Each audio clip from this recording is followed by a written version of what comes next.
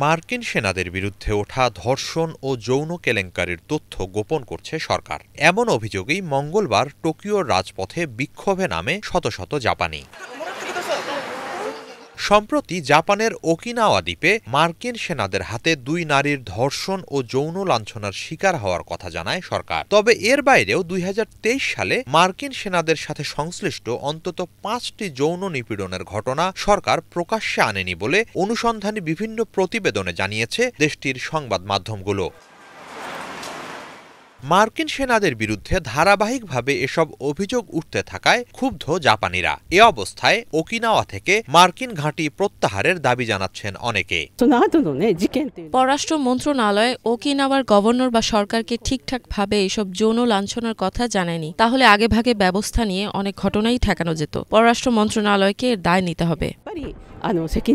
পুরো জাপানে প্রায় 50,000 মার্কিন সেনা রয়েছে। এর প্রায় অর্ধেকই ওকিনাওয়ায়। সেখানেই বেশিরভাগ যৌন নিপীড়নের ঘটনা ঘটেছে।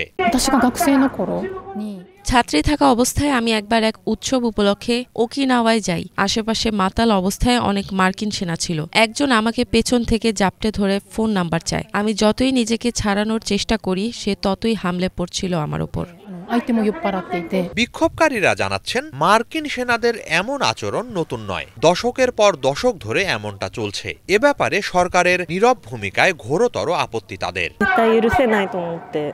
নারীদের যৌন লাঞ্ছনা ক্ষমার অযোগ্য। প্রথম আমি যখন এমন খবর শুনি বিশ্বাস করতে পারিনি। পরে জানতে পারি গত 30 বছরে এই ধরনের প্রায় 30টি ঘটনা ঘটেছে। এর প্রায় অর্ধেকই প্রকাশ্যে আনেনি সরকার।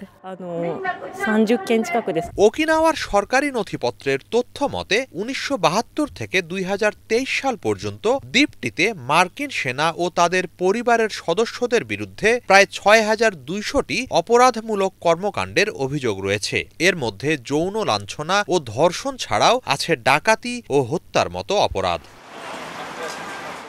হিজল জোবায়ের, বাংলা ভিশন।